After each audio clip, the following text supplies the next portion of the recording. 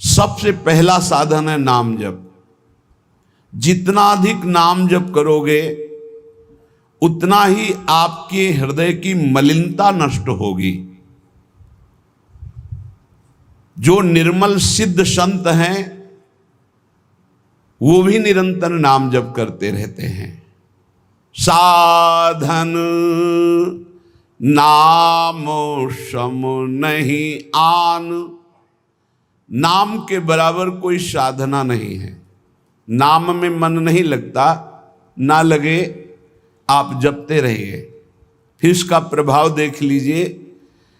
मन तो ऐसे फंस जाएगा जैसे चींटा गीले गुड़ में फंस जाता है, उसकी टांगें फंस गई, अब वो निकल नहीं सकता। ऐसे नाम मन को फंसा लेता है। आप जपिए तो भागने दो इसको, कितना भागेगा, जाएगा कहाँ ये? हमारे सिवा इसका कोई आधार नहीं है। जैसे समुद्र में जल जहाज का पंछी कितनी भी उड़ान भरे, उसे आना जहाज में ही पड़ेगा, क्योंकि उसके लिए कोई आश्रय नहीं। ऐसे ही हमारा मन कितनी भी उड़ान भरे, उसको आना हमारे ही पास पड़ेगा, क्योंकि हम ही उसके आश्रय हैं। हमारी बिना स्वीकृति के वो कुछ नहीं कर सकता। इसलिए जो लोग ये डर रहे हैं कि नाम जप करते समय मन भागता है, क्या करूं, बिल्कुल डरने की जरूरत नहीं। बहुत धैर्यपूर्वक जहाँ जहाँ जाए वहाँ से हटा के नाम में लगाओ, या जहाँ जहाँ जाए वहाँ प्रभु को देखो। अगर ऐसा भी नहीं हो रहा तो छोड़ दो, नाम पर ध्यान दो। राधा राधा राधा, ये जाएगा कहाँ, भाग के इसे आना पड़ेगा। जपत शिव सनकादि शारद नारदादि सुजान, साधन नाम सम नहीं आन। भगवान शंकर को क्या चाहिए? समस्त बोध शास्त्रों का, स्वरूप का, सिद्धियों का इन्हीं के चरणों की आराधना से होता है, देवाधिदेव महादेव की आराधना से। वो भी हरि नाम जपते हैं, वो भी भगवान नाम जप करते हैं। सनकादि को क्या, ये तो परम सिद्ध है, पर हरिशरणम हरिशरणम हरिशरणम। सरस्वती जी तो सबको बुद्धि प्रदान करती, पर ये भी नाम जप करती हैं। नारद जी का तो प्रसिद्ध ही है नारायण नारायण नारायण। ये सब सुजान ईश्वर कोटि के महापुरुष निरंतर नाम जप करते रहते हैं। इसलिए नाम से बढ़कर कोई साधना नहीं है। नाम के बल मिटत भीषण अशुभ भाग्य विधान। अशुभ भाग्य विधान जो हमें नाना प्रकार के दुख विपत्तियां संकट देते हैं, जो खूब नाम जप करता है उसके ऊपर किसी का प्रभाव नहीं पड़ता।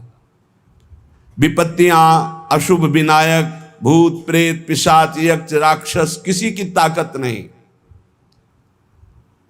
कुछ लोग कहते हैं कि, आप कहते हैं कि प्रेत सताता नहीं है, तो क्या प्रेत योनि नहीं है? क्या है, योनियां हैं, पर ये उनके लिए है जिनका कर्म भोग उपस्थित हो गया है। जैसे सृष्टि में सांप है, पर सबको काट लेगा क्या? उसी को काटेगा जिसका संस्कार है, कर्म भोग है। ऐसे ही हर योनियां हैं। कोई हमें कष्ट तभी देगा जब हमारा प्रारब्ध कर्म आ जाएगा भोगने के लिए। उसको सहन करने की सामर्थ्य या मिटाने की सामर्थ्य भगवान नाम में है।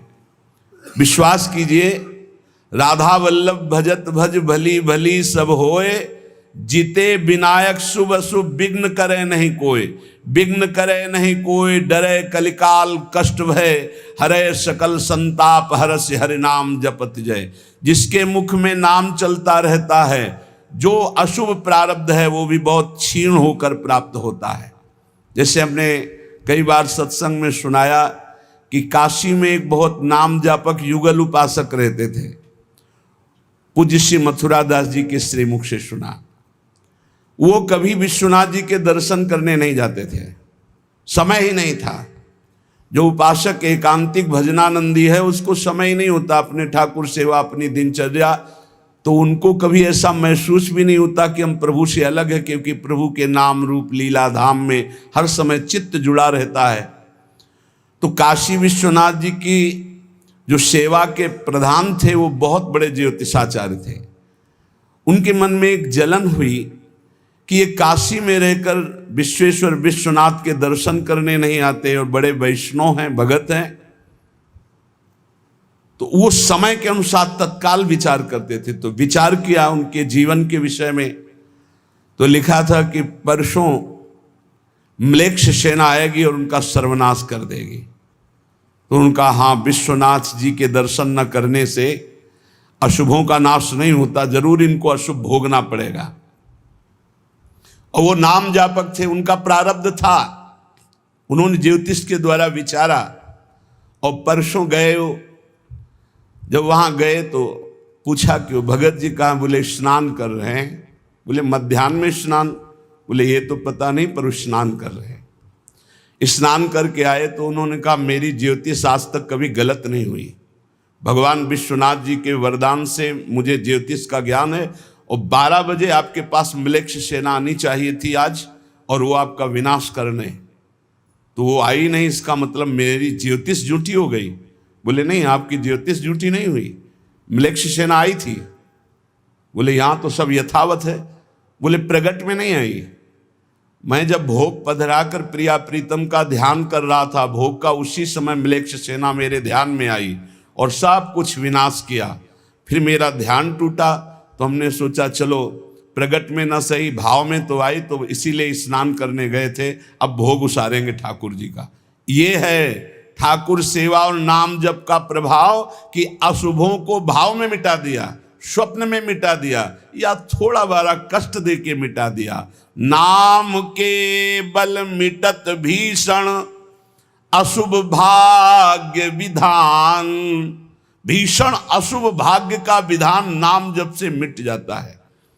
नाम बल मानो लहित सुख सहज मन अनुमान।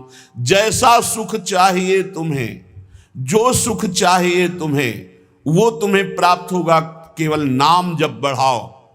जो इच्छा करी हो मन माही, हरि प्रसाद कछु दुर्लभ नाही।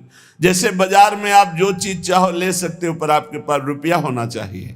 ऐसे ही त्रिभुवन में जो चाहो प्राप्त कर सकते हो, आपके पास भजन बल होना चाहिए, नाम बल होना। नाम बल मानो लहित सुख सहज मन अनुमान। नाम टेरत टरत दारुण विपत्ति शोक महान साधन।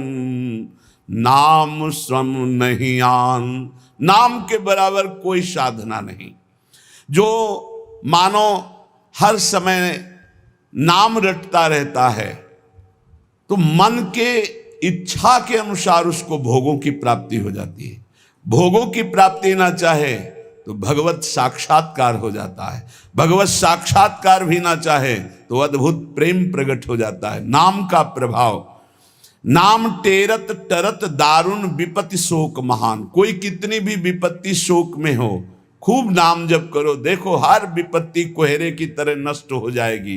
जैसे सूर्य के उदय होते ही कोहरा सब विध्वंस हो जाता है, ऐसे ही नाम का जब प्रकाश उदय होगा, हर दुख विपत्ति नष्ट हो जाएगी। आरत करी नर नारी ध्रुव सब रहे सुचि सही दान। नाम के परताप ते जल पर तरे पाषाण। जिसने आर्त भाव से नाम जप किया हो, चाहे स्त्री हो, चाहे पुरुष हो, बालक हो, चाहे वृद्ध हो, ध्रुव माने परम सत्य, सब परम पवित्र हो गए और निहाल हो गए। जो भगवान नाम जप किए सब आनंद मस्त हो गए।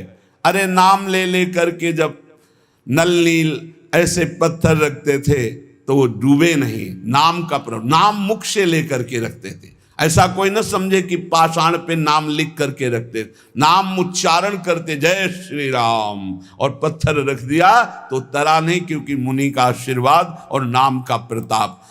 नाम बल सागर उलांघ्यो सहज ही हनुमान।